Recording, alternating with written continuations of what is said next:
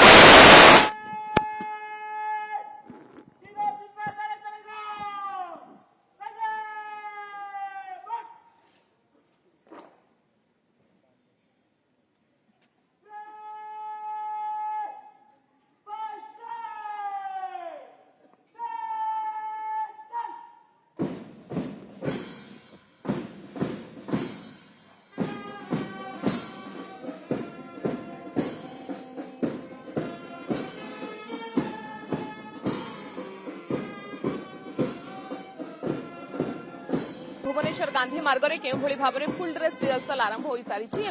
Full dress rehearsal जदि आपको कहीपरि police महानिर्देशक उपस्थित रही पुलिस महानिर्देशक सम्मुखें आरंभ हो फुल ड्रेस रिहर्सल जो आपको कहीपरि साधारणतंत्र दिवस चलित वर्षर मुख्य आकर्षण जहाँ साजिब प्यारेड रे कुंभ मेलार झलक आप देखा पाइबे एवं ता संगे संगे आपको कहीपरि पाखापाखि 49 मार्चिंग कंटेजेंट एवं ता संगे संगे 10टी प्रज्ञापन मेढ़ा संघ को 4टी सांस्कृतिक दल प्यारेड अंशग्रहण करुछंती 2022 बैच रो जी आईपीएस ऑफिसर रहिछंती तथा संबलपुर जी एसपी रहिछंती से प्यारेड कमांडर भाव में निजर दायित्व तुलाउछंती एवं ताको संगे संगे आपण कहि परिबे प्यारेड स्थल रे गांधी मार्ग रे सुरक्षा व्यवस्था को मध्य कड़ाकड़ी जांच करा जायछि। तबे 26 जनवरी जो प्यारेड करा जिवो एथर प्यारेड रो मुख्य आकर्षण आपण कहिबे जो 4टी प्रज्ञापन मेढ़ा आसीबो जेउथरे कि मुख्य आकर्षण रहिछि कटक रो चैती घोड़ा संगे संगे संबलपुर डालखाई नृत्य एवं रायगड़ार ढेमसा नृत्य संग केउझर हो मुंडा नृत्य सीधासलख आप वर्तमान जो चित्र देखिपार्छन्ति केउभଳି भाबरे अतिथिंकर सम्मुख देई अतिक्रम करूछन्ति पैरेड आरंभ होई जाइछि रिहर्सल जेहेतु फुल ड्रेस रिहर्सल रहिछि कारण आसंता आ गोटिए दिन ପରେ 26 ଜାନୁଆରୀ ରହିଛି ଏବଂ 26 ଜାନୁଆରୀରେ 76ତମ ସାଧାରଣତନ୍ତ୍ର ଦିବସ ଅବସରରେ ଖୋଦ୍ ଏଇଠାରେ ହିଁ ପ୍ୟାରେଡ୍ ଗାନ୍ଧୀ ମାର୍ଗରେ କରାଯିବ ପ୍ୟାରେଡ୍ ଏବଂ ତାରି ପୂର୍ବରୁ ଇଏ ହେଉଛି ଅବ୍ୟବହତି ପୂର୍ବରୁ ଯେଉଁଠି ଆପଣ ଦେଖିପାରୁଥିବେ ଫୁଲ୍ ଡ୍ରେସ୍ ରିହର୍ସଲ ଆରମ୍ଭ ହୋଇଯାଇଛି ପୂର୍ବ ସୂଚନା ମୁତାବକ ଯାହା ଆମ ପାଖରେ ରହିଛି 49ଟି କଣ୍ଟିଜେଣ୍ଟ ଏଥର ପାର୍ଟିସିପେଟ୍ କରୁଛନ୍ତି ମାର୍ଚିଂ କଣ୍ଟିଜେଣ୍ଟ ଏବଂ 4ଟି ପ୍ରଜ୍ଞାପନ ମେଢ ରହିଛି ତା ସଙ୍ଗେ ସଙ୍ଗେ 10ଟି ସାଂସ୍କୃତିକ ଦଳ ରହିଛନ୍ତି ଯେଉଁମାନେ ସେମାନଙ୍କର ନୃତ୍ୟ ପରାକାଷ୍ଠା ଦେଖାଇବେ ଏବଂ ଯେଉଁଥିରେ କି ଡେୟାର ଡେଭିଲ୍ ସାମିଲ ରହିଛନ୍ତି ସ୍କେଟିଂ ସାମିଲ ରହିଛି ଏବଂ ଗୋଟିଏ ପରେ ଗୋଟିଏ ଆପଣ ଦେଖୁଛନ୍ତି ଯେଉଁ ଟ୍ରୁପ୍ ଗୁଡ଼ିକ ରହିଛି ସେଇ ଟ୍ରୁପ୍ ଗୁଡ଼ିକ ଗୋଟିଏ ପରେ ଗୋଟିଏ ସଭାସ୍ଥଳୀ ସମ୍ମୁଖ ଦେଇ ଅତିକ୍ରମ କରୁଛନ୍ତି ପୋଲିସ ମହାନିର୍ଦ୍ଦେଶକଙ୍କ ଉପସ୍ଥିତିରେ ଆରମ୍ଭ ହୋଇଛି ପ୍ୟାରେଡ୍ ଏବଂ ଚଳିତ ଥର ମୁଖ୍ୟ ଆକର୍ଷଣ ଯାହା ରହିଛି ଆପଣ କହୁଥିଲି ଯେହେତୁ କୁମ୍ଭମେଳା ଜାରି ରହିଛି ତେଣୁ କୁମ୍ଭମେଳାର ଝଲକ ଆପଣ ଏଥର 76ତମ ସାଧାରଣତନ୍ତ୍ର ଦିବସ ଅବସରରେ ଯେଉଁ ପ୍ୟାରେଡ୍ ରହିବ ରାଜଧାନୀ ଗାନ୍ଧୀ ମାର୍ଗରେ ସେଠାରେ ଆପଣ କୁମ୍ଭମେଳାର ଝଲକ ଦେଖିବାକୁ ପାଇପାରିବେ ଏବଂ ବର୍ତ୍ତମାନ ଯେଉଁ ପୂର୍ବ ନିର୍ଦ୍ଧାରିତ ସମୟ ରହିଥିଲା ଯେ ମହାନିର୍ଦ୍ଦେଶକ ପହଞ୍ଚିବା ପରେ ପୋଲିସ ମହାନିର୍ଦ୍ଦେଶକ ପହଞ୍ଚିବା ପରେ ପ୍ୟାରେଡ୍ ଆରମ୍ଭ ହେବ ଠିକ୍ ସେହି ସମୟ ଅନୁସାରେ ଆରମ୍ଭ ହୋଇଛି ପ୍ୟାରେଡ୍ ଏବଂ ଜଣକ ପରେ ଜଣେ ଗୋଟିଏ ପରେ ଗୋଟିଏ ଟ୍ରୁପ୍ ଯାହାକି ଆପଣ ଦେଖୁଛନ୍ତି ଓଡ଼ିଶା ପୋଲିସ ଗୋଟିଏ ପରେ ଗୋଟିଏ ଟ୍ରୁପ୍ ଓଡ଼ିଶାର ଗୋଟିଏ ବ୍ୟାଣ୍ଡ ଟ୍ରୁପ୍ ମଧ୍ୟ ରହିଛି ଯେଉଁ ଟ୍ରୁପ୍ ଗୋଟିଏ ପରେ ଗୋଟିଏ ଆପଣ ଯାହା ଚିତ୍ର ଦେଖୁଛନ୍ତି କେଉଁଭଳି ଭାବରେ ସଭାସ୍ଥଳକୁ ଅତିକ୍ରମ କରୁଛନ୍ତି ଏବଂ ଯାହା ମୁଖ୍ୟ ଆକର୍ଷଣ ଆପଣଙ୍କୁ କହୁଥିଲି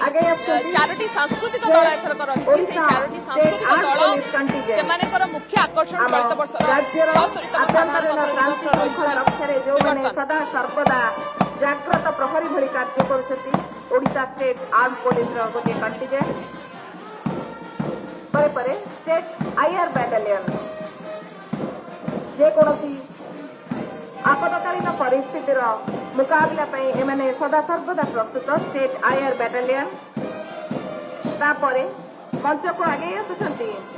ଆମର ପଡ଼ୋଶୀ ରାଜ୍ୟ ଝାଡ଼ଖଣ୍ଡ ପୋଲିସର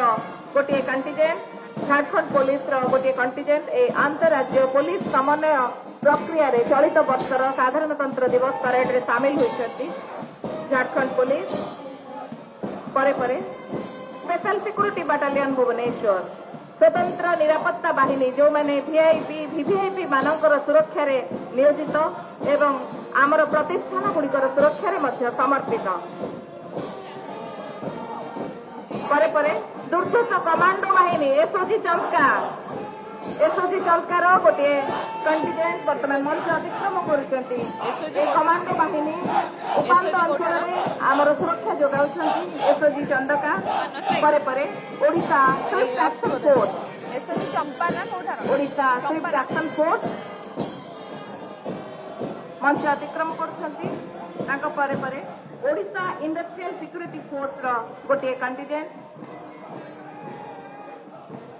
ଆମର ରାଜ୍ୟରେ ଥିବା ଶିଳ୍ପ ପ୍ରତିଷ୍ଠାନଗୁଡ଼ିକୁ ସୁରକ୍ଷା ଦେବାରେ ନିୟୋଜିତ ଓଡ଼ିଶା ଇଣ୍ଡଷ୍ଟ୍ରିଆଲ ସିକ୍ୟୁରିଟି ଫୋର୍ସ ପରେ ପରେ Odisha disaster rapid action force ରାଜ୍ୟ ବିପର୍ଯ୍ୟୟ ପ୍ରଶମନ ପାଇଁ ଏହି ବାହିନୀକୁ ସ୍ୱତନ୍ତ୍ର ଭାବରେ ପରିଚାଳନା ପାଇଁ ପ୍ରଶିକ୍ଷଣ ଦିଆଯାଇଛି 1999ର ମହାବାତ୍ୟା ପରଠାରୁ ସେମାନେ ସମର୍ପିତ ଭାବରେ କେବଳ ପ୍ରାକୃତିକ ବିପର୍ଯ୍ୟୟରୁ ରକ୍ଷା ପାଇଁ କାର୍ଯ୍ୟ କରୁଛନ୍ତି ପରେ ପରେ ଆର୍ମ ପୋଲିସ ରିଜର୍ଭର ଗୋଟିଏ କଣ୍ଟିଜେଣ୍ଟ ମଞ୍ଚ ଅତିକ୍ରମ କରୁଛନ୍ତି ପୁଣି ପରିଚିତ band state police brass band 1 OSAP 6 battalion